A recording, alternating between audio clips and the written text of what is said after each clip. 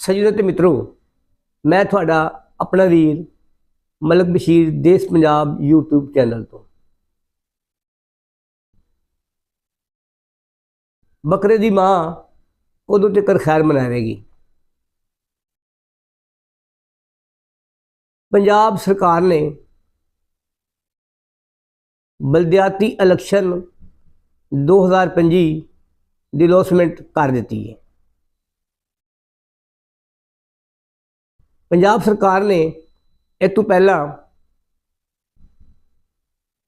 ਕਈ ਦਫਾ ਐਲਾਨ ਵੀ ਕੀਤੇ ਤੇ ਹਲਕਾ ਬਦੀਆਂ ਵੀ ਹੋਈਆਂ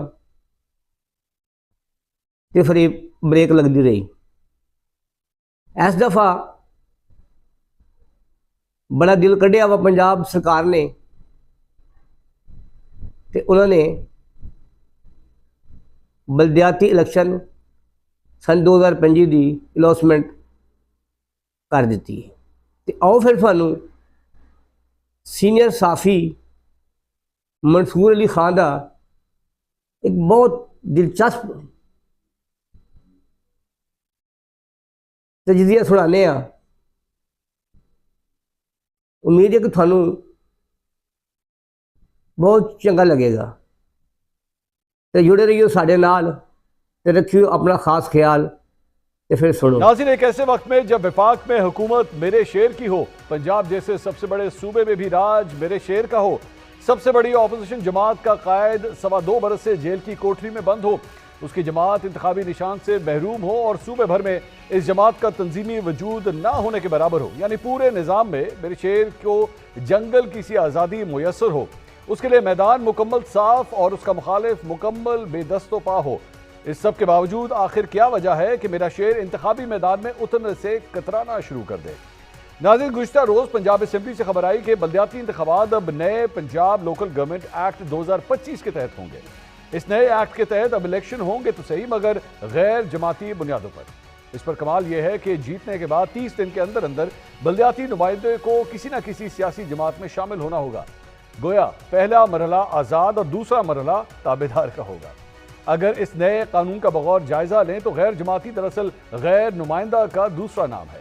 उम्मीदवार बगैर जमात के इलेक्शन लड़ेंगे, फिर जीतने के बाद उन पर ज़मीर का सौदा करने की तलवार लटकाई जाएगी। एक मरतबा फिर बोली लगने वाले तमाशे छोटे छोटे यूनियन काउंसिलों में होने वाले हैं।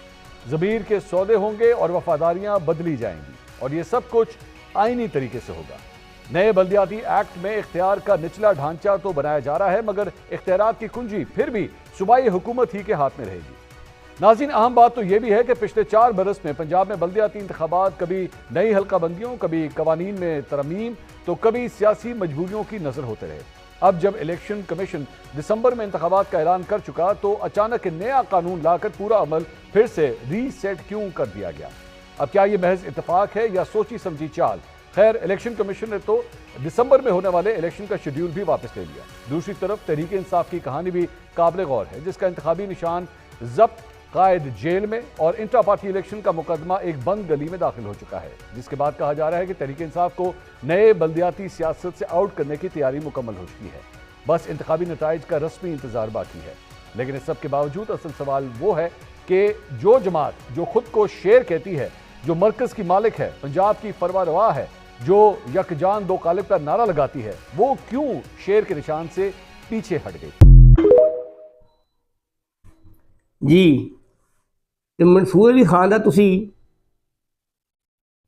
ਤਜਜ਼ੀਆ 'ਚ ਸੁਣਿਆ ਹੋਵੇਗਾ ਤੇ ਤੁਸੀਂ ਆਪ ਸਿਆਣੇ ਹੋ, ਤੁਸੀਂ ਇਸ ਨਤੀਜੇ ਤੇ ਪਹੁੰਚ ਗਏ ਹੋ ਕਿ ਪੰਜਾਬ ਸਰਕਾਰ ਬਲਦਿਆਤੀ ਇਲੈਕਸ਼ਨ 2025 जमाती बुनियादा ते क्यों नहीं करा रही ते गैर जमाती बुनियादा ते क्यों कराना चाहती है? इहदे विच पंजाब सरकार दा किन्ना फायदा है? एक दफ़ा फिर यूनियन कौंसल की सतह ते तमाशा लगेगा। जिते हुए उम्मीदवारों दियां मूलियां लगन गईयां, वफादारियां तब्दील हो गईयां,